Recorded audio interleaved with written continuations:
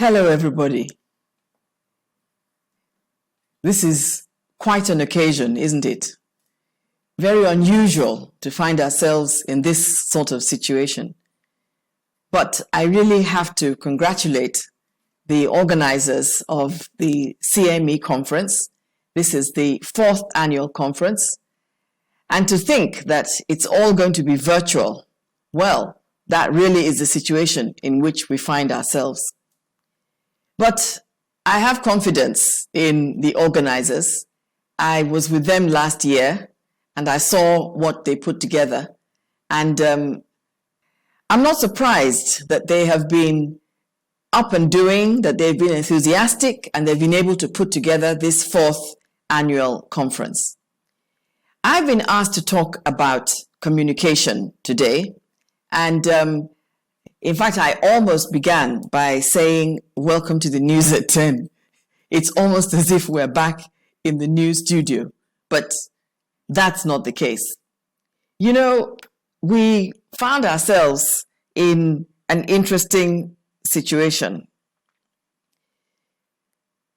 The coronavirus pandemic has unleashed untold hardship to everyone all over the world.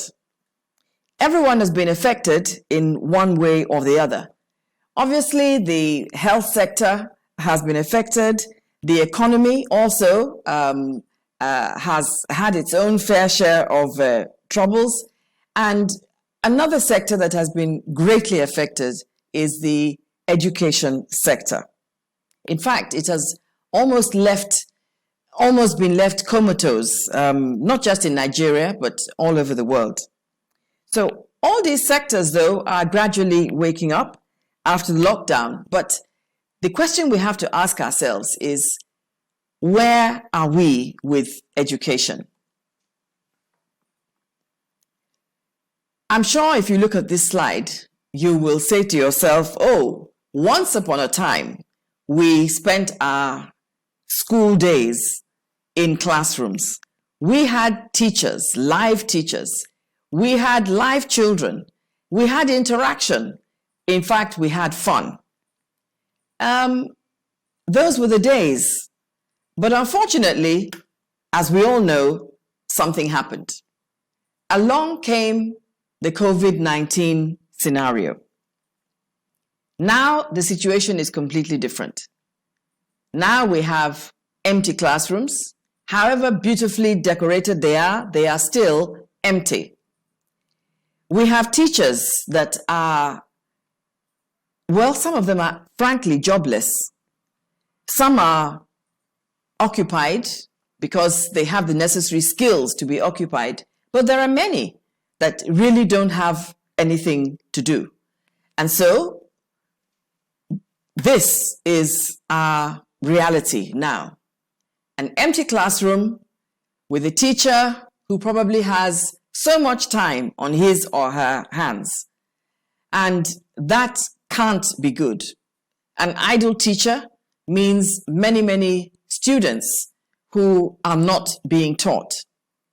And yet, that is what education is all about. It's bringing the knowledge of the teacher to the attention of the pupil, of the student, so that there is an exchange, as it were.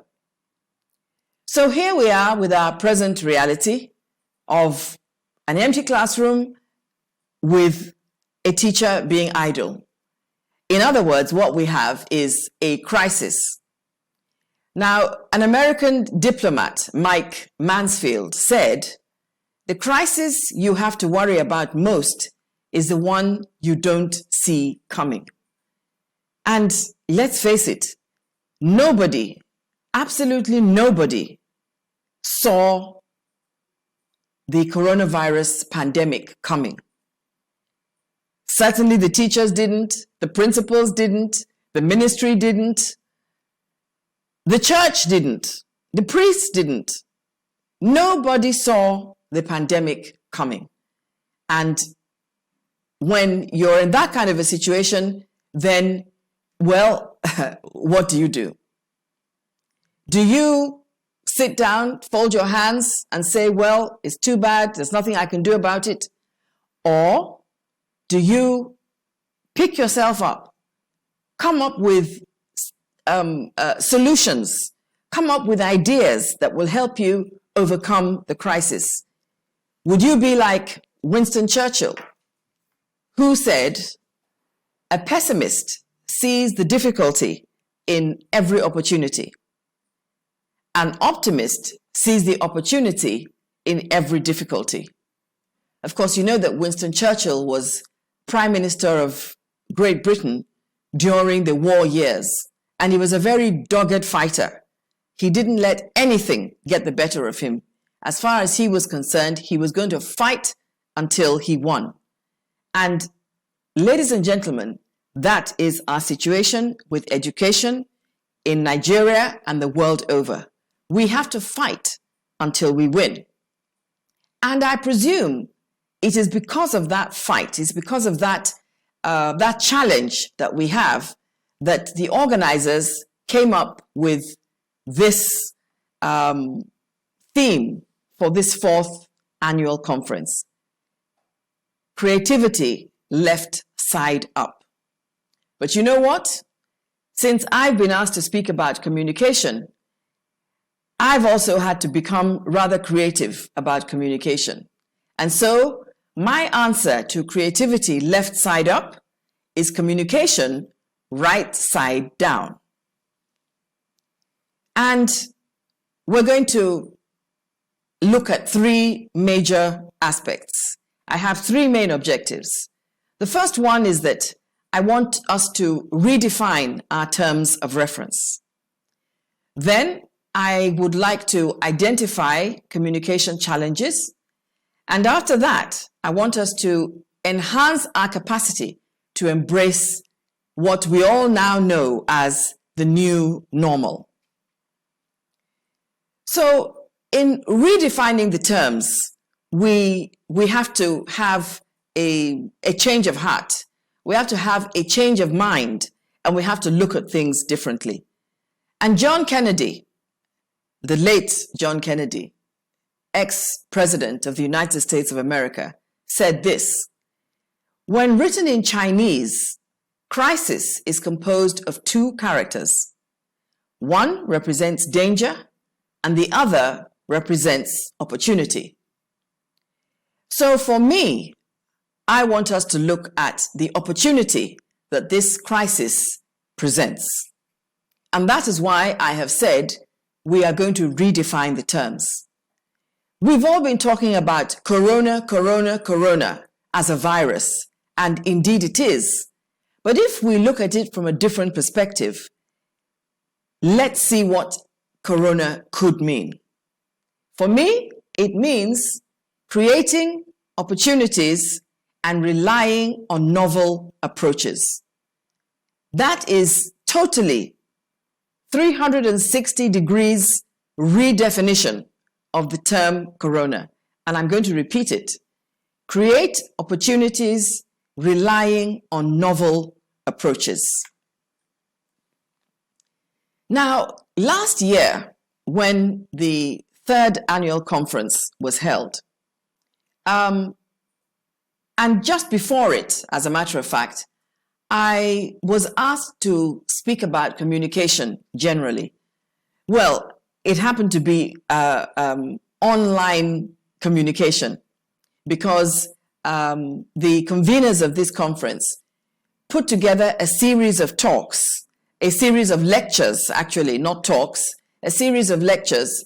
And I wrote a 3-part article on communication as it affects education. So I redefined it to some degree because, as I said at the time, we can't go into all the various modes, all the various types, all the various models of communication, but we had to find a way of putting together those aspects of communication that are important. They were important then, They are, as a matter of fact, much more important now. And so I redefined it to state that communication is the transfer of information, ideas, or feelings from one person or sender to another in such a way that it is understandable enough by the receiver to elicit feedback. The information or message could be conveyed via several channels, which include writing, speaking, signaling, or some other type of technical medium. Now, we are still redefining the terms. The message is still important. The methods of sending the message or messages are still important. We are still talking about writing. We are still talking about speaking. We are still talking about signaling. But now we have added digital spaces. Our situation now is that all these messages, whether they are written or spoken or signaled, they all have to go through a digital medium or a digital space, if you like. And the difference, in addition to the digital space now, is the fact that feedback is virtually, literally not possible. Because if you're a teacher and you are using a virtual medium to communicate, if you've already been through the difficulties, if you like, or the challenges of Zoom, you will understand and realize that as effective or as beautiful as Zoom is, when you have a lot of participants, sometimes you have problems. Getting feedback is difficult. And yet, we all know that communication has not taken place unless feedback is possible. So, these are the challenges that we have to face now as teachers and trainers. Now, there is a gentleman who is an author of children's books. He's also an illustrator. His name is C.F. Christ. And he says that children should be provided with activities that encourage them to talk a lot.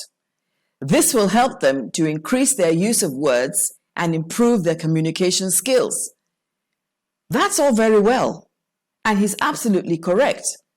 But how is this going to work in a situation where we are communicating virtually and there is little or no feedback? It's a real big challenge. Now, the communication and development process of children is being disrupted because of this aspect of no feedback. Interaction is reduced because they spend more time with technology and less time with people. So how are we going to get to that point where their skills are developed, where they are able to speak, where they are able to interact with us, and we are satisfied with the level and degree of interaction? Well, I think we're going to have to do what I call, although it's not an original statement, out with the old. Now, we have been told that the left side of the brain is what is used to analyze, calculate, and plan. It's digital, so we've been told. And most people depend on the left side of the brain, so perhaps not too many would be creative. We've also been told that the right side appreciates beauty, art, music, and it lends itself to imaginative thinking and problem solving. Now, I say out with the old and in with the new because now research has shown that actually there's very little difference, if any, between the left side and the right side of the brain. Both sides of the brain apparently are working together and giving us the aptitudes that we have So despite popular belief, that theory is outdated. It has become just a point of historical interest for most scientists and psychologists. The theory now is so out of date that it is studied to understand the brain and how it functions and how it has evolved over the decades. So that brings us to left side up. It means that in our approach to communication within the education sector, there has to be a paradigm shift. We have to move from where what we are peddling or transferring is knowledge, which is important, but is limited without activity. And is certainly limited if all we're going to depend on as teachers now using digital media or digital platforms, if that's all we're going to depend on, then we're going to be in trouble. So we have to move from knowledge to activity. We have to come out with or let go of this idea of teaching children to cram and bring in activities and approaches that will help them to remember, help them to understand, help them to demonstrate. In other words, they've got to be creative. Learning must be fun. Now, it really doesn't matter, the way I see it now, what the environment is going to be like. Because during the time when we were able to have face-to-face teaching, where there were no limitations, we had beautiful classrooms, okay? We had an environment that was demonstrative. We had an environment that encouraged learning. We were also in a situation where children could freely participate, and we could see them participating. But now, things have to change. Our disposition has to change. We have to become the kind of people that are always friendly, always warm, always willing. And we also have to scale up. It's very, very important. There are many teachers who are very familiar with the usage of the internet, but there are many more teachers who are probably not. And one way or another, whether we are teaching in private establishments or we're teaching in public schools, that time has come when all of us will have to avail ourselves of technology to one degree or another. So, as a matter of fact, we are going to have to create our own environment. Whatever it is that we are teaching via the internet or via digital platforms, that environment that we have been used to, we will have to create it as teachers. That participation that we have been used to as teachers in the classroom, we're going to have to find ways of enabling that same participation. Otherwise, our children are not going to move forward. So what do? We have to change our approach. I have said that learning must be fun. That shift from knowledge to activity is very, very important. And I have to repeat that we must move from cramming to creating situations where children can remember, where they can understand, where they can demonstrate, where they can be creative. Teachers also must learn to make technology stimulating and interactive for all learning types. Well, I am not an educationist, but I have trained enough people to realize that people learn in different ways. And so we also have to use the technology that we have to ensure that we are engaging our students, our pupils, in different ways. Then we also have to create feedback opportunities digitally. Now, how is that going to be done? We're used to writing in books, coloring in books, tearing out pages, and asking children to take those pages home, fill it in, bring it back for us to mark. Well, somehow we're going to have to marry those same activities through digital means. We are going to have to become very creative and think out of the box using the technology that is available. Perhaps we might even have to create our own technology. But all I can tell you is that we have to ensure that learning is fun. We have to ensure that we learn to create the fun, because that atmosphere is not there. It is the teachers that will have to create that atmosphere for the fun to be felt and enjoyed. That means also that teachers have to create the environment that stimulates curiosity and enables children to engage at several levels. But the bottom line is that learning must be fun, and the teacher must also learn to be fun. Okay, how is this going to be done? There may be several ways, but from my perspective, communication is key. And I believe that there are three major aspects that we have to focus on. We have to focus on presentation skills. We have to focus on English proficiency. And we also have to focus on communication skills.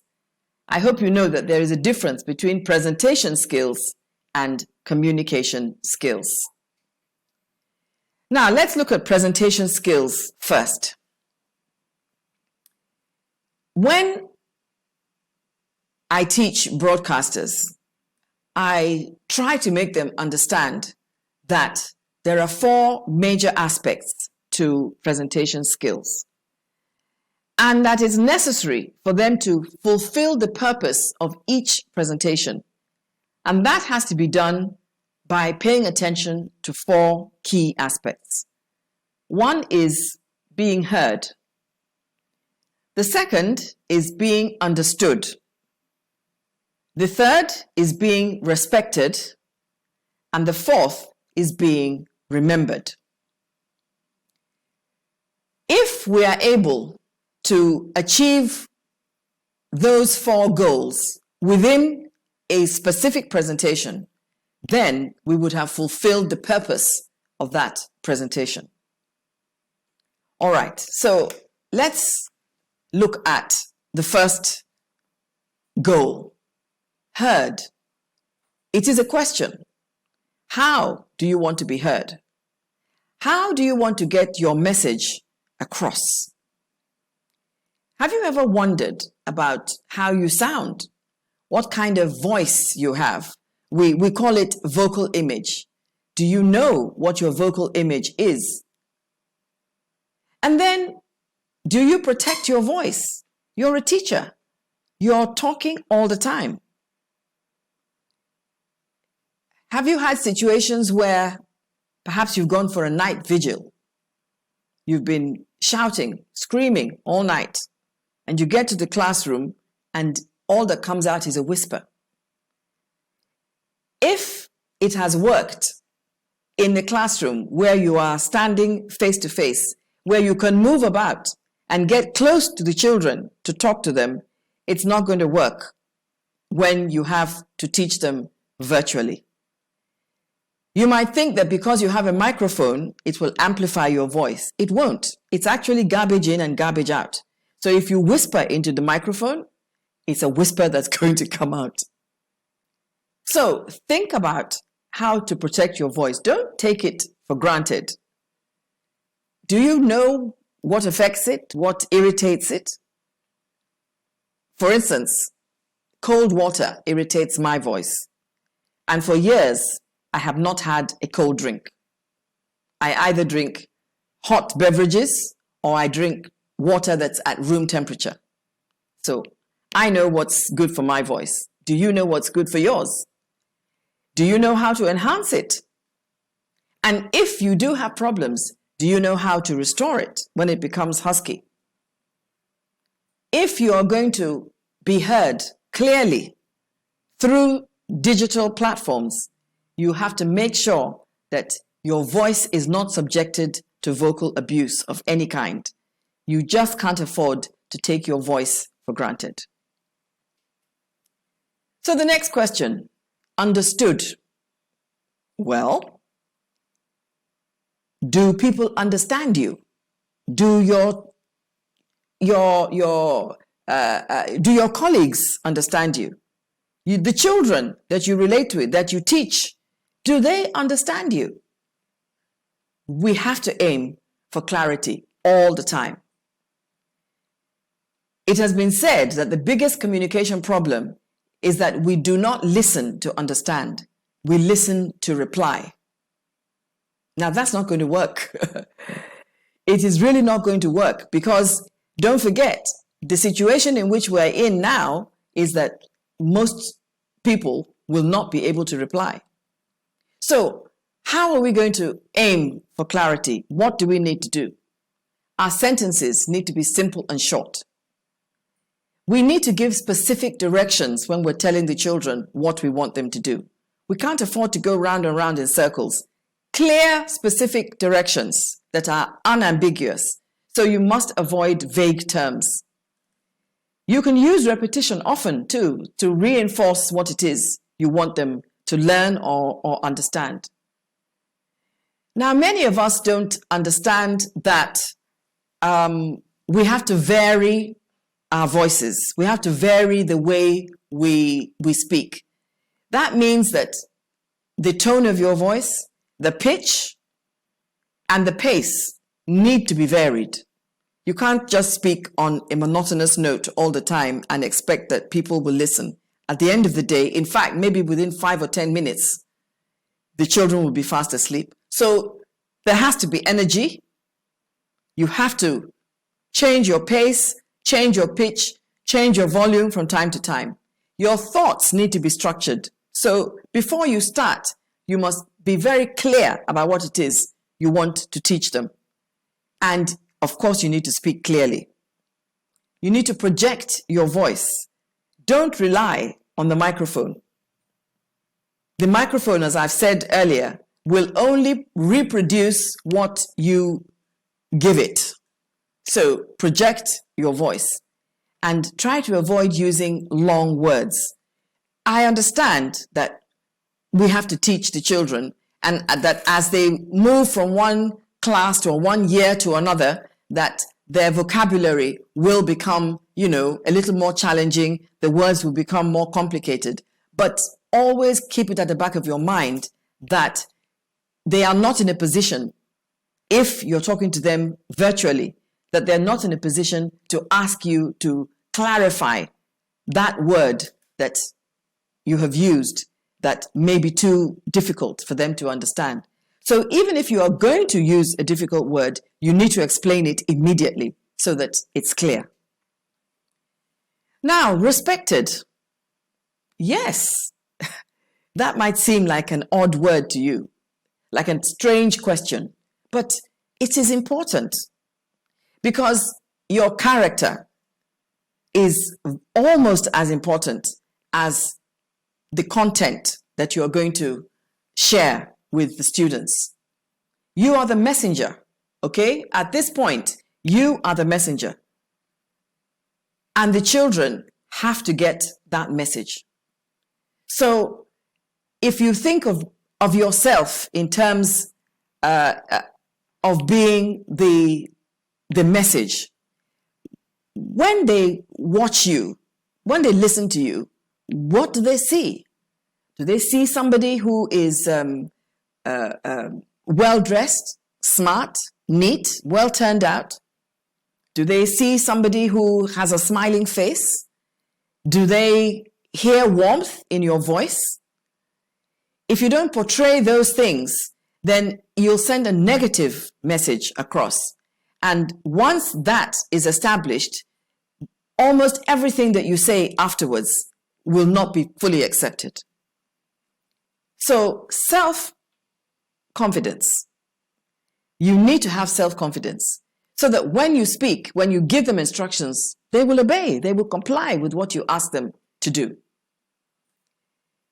Now, looking good. I did mention that earlier. We want the children to admire you. You need to have a role model status so that the children will willingly follow you. All this comes under the umbrella of respect. There have been situations where people in the public eye have said certain things, and because we don't have respect for them, we don't believe what they have said. And the reverse works here. So make sure that you're in a situation, or you put yourself in a situation where the children respect you so that they will accept the content that you share with them. You need to be calm and controlled so that children see structure, because they need that. And you need to think strategically, because we want the children to remain focused. Your class, your lesson, it has a beginning, it has a middle, it has an end. It has a goal, it has objectives. Then the children will remain focused and they will follow you till that goal is scored. So plan your content well and make sure that as you're planning it, that the children are fully engaged. And of course, vary the activities, because what we want to do is to ensure that the curiosity of the children is satisfied. Now remembered, that's the last part of the presentation formula, if you like. Another American president, Franklin Roosevelt, he said that confidence thrives on honesty, on honor, on the sacredness of obligations, on faithful protection, and on unselfish performance. Without them, that is confidence, cannot thrive. So you have to deliver with confidence, because what it is that you deliver must be remembered. How can you deliver with confidence? Maybe you have your own style. Maybe you have your own special way of reacting or interacting, rather, with the children. Perhaps you're a storyteller. Maybe that's what they remember you for. You could be a writer of poetry. You could sing. You could have a lovely voice, and you use that voice effectively. What activities can you read up? What activities can you search for and adapt to suit our present situation?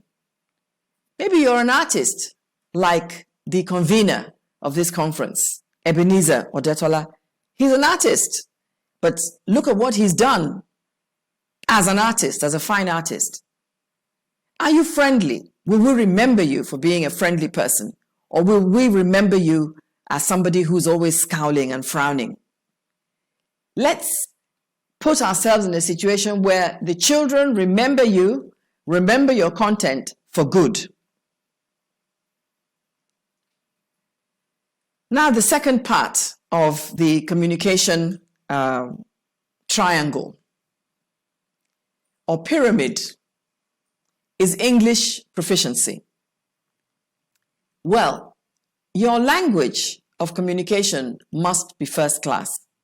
We happen to be in a country where English is the official language, and that's the language we use to teach. So it's got to be first class. Don't forget that now that we're going to be doing a lot of work virtually or digitally, that these materials will be accessed across the globe. Anybody can reach them. So you have to be accurate, because you don't want to give a bad impression about yourself or your school or your ministry or indeed this nation. So make sure that you are very, very conversant with your language of communication. Then it is important for you to know both the letters and the sounds of English. There's been too much confusion at every level about the sounds and the letters of English. Children must learn the right sounds, or our parents will complain. And you need to improve your diction by making good use of words and phrases. This makes your language more colorful. I hope you also realize that there is a difference between elocution and diction. So speaking is one thing, your choice of words is another. And when we talk about diction, in this kind of situation in which we find ourselves, limited feedback requires that you use active words and descriptive words that bring subjects to life and create meaningful experiences. We actually have to be very deliberate about the words that we choose so that the experiences that we want to create are more meaningful and more long-lasting. And then the last thing that I'm going to say about English appreciation is that one of the things that will help us is if we think in English. Part of the problem that we have is that many a time when we are speaking English, we translate from our native languages directly into English, which of course, it can never work. So we should try as much as possible, especially once we are on the premises, or let's say when we leave home, we're heading for school. Let us deliberately try to think in English so that when we speak, it will be fluent. Don't forget too that we sometimes find ourselves, or we will find ourselves in situations where our speech is not direct. We will be speaking through microphones, we'll be speaking through screens, through camera lenses.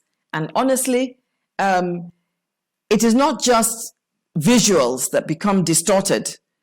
Sometimes it is also sounds. So it's very important. And that's why I have put up on the screen the symbols that represent all the sounds of English. These are the symbols that have been created by the International Phonetics Association, and they represent all the 49 sounds that exist in English.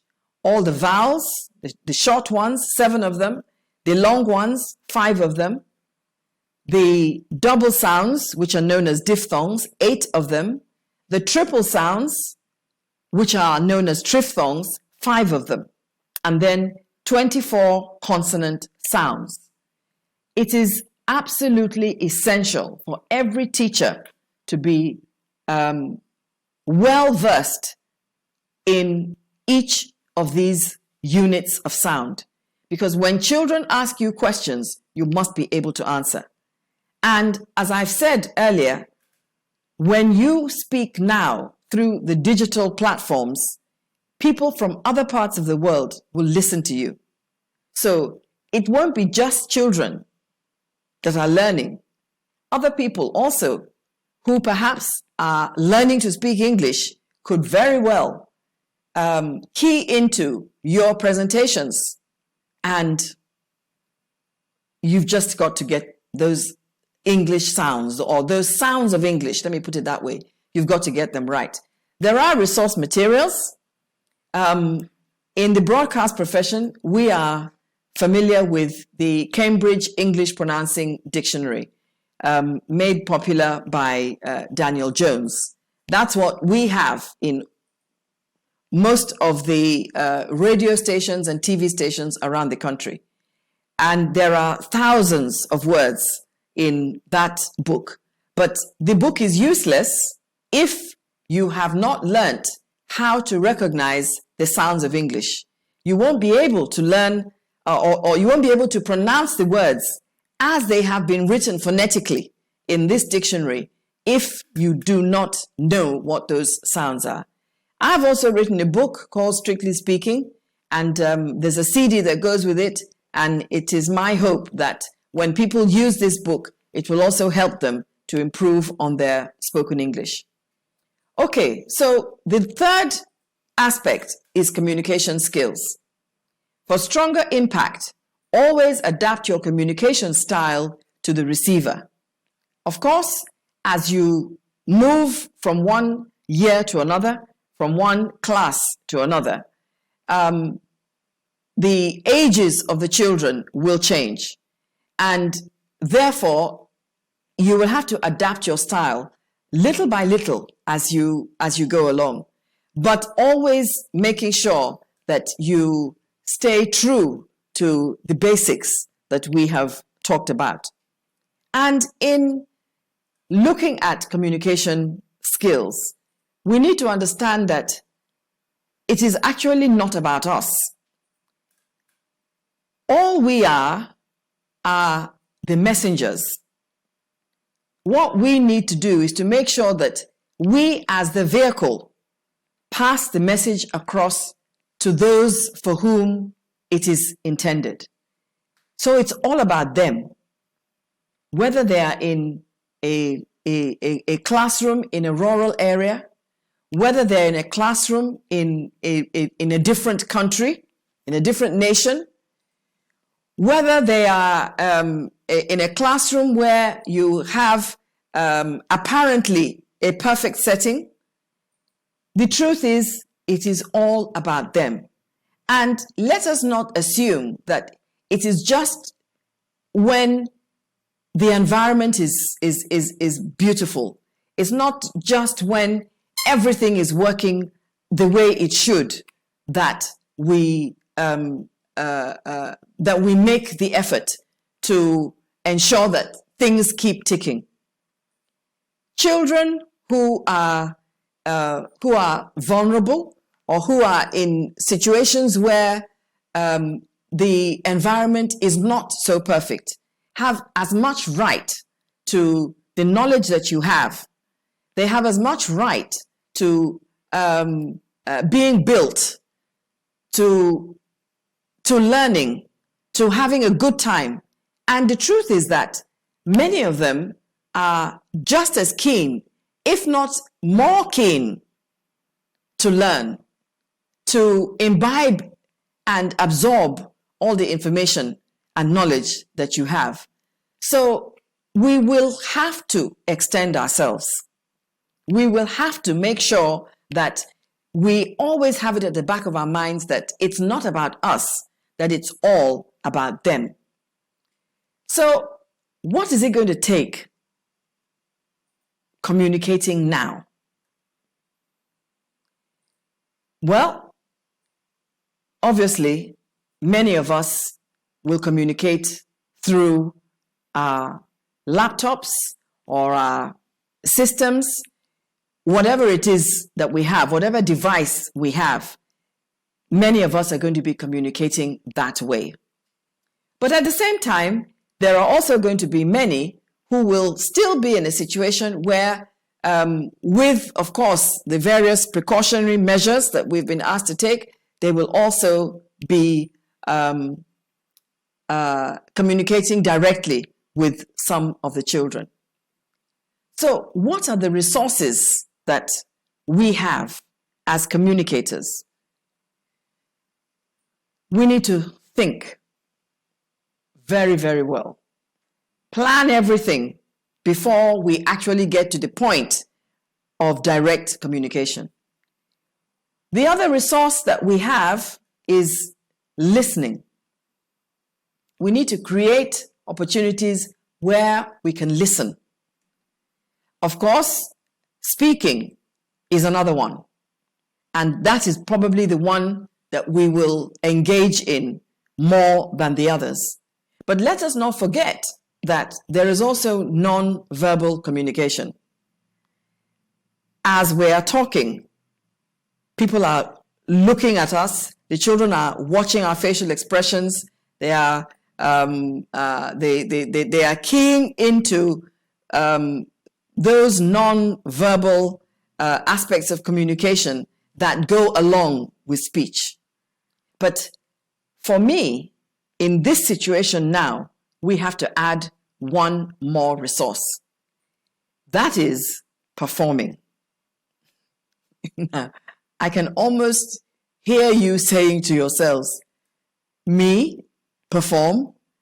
I'm a teacher. And I'm telling you that now you're going to have to push yourself to perform. It's no longer going to be enough to do the thinking, to be ready to listen, to speak, and to watch your non-verbal communication. You will have to extend yourself to perform. That is what communicating now requires. To extend yourself to perform almost means that you will become a TV presenter. Because let's face it, what you are teaching is going through a device, a digital device. I am sitting here now talking to a camera. And many of you in future will have to do exactly the same thing. So you will have to become TV presenters. You have to find a way of connecting with viewers. In this case, your viewer is your student or your pupil. You have to break that distance barrier that is created by the lens of your camera, by the screen of your laptop. You have to break it. And you have to find a way of encouraging participation. How will you do it? You will have to increase class activities. Your expressions will have to become animated. Your body language will have to become expressive. Your gestures will have to be exaggerated. And then you must create those feedback options. Now, why are we doing all of this? We're doing this because whether you are in a classroom that is bright and shiny and beautiful, or you are in a classroom that leaves much to be desired, you still have a mandate to fulfill. As a teacher, you have a mandate to fulfill. You must ensure that what you have planned to teach these children is properly understood and is definitely remembered. Because at the end of the day, what is the future of this child or the children that you're teaching? What future will they have? That is the question that you have to answer.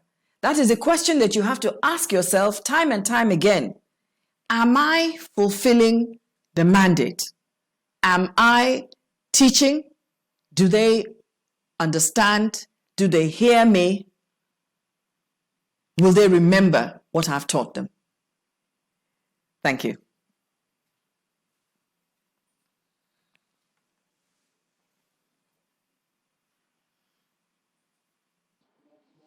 Jeremiah jo. Jeremiah jo. Jeremiah jo.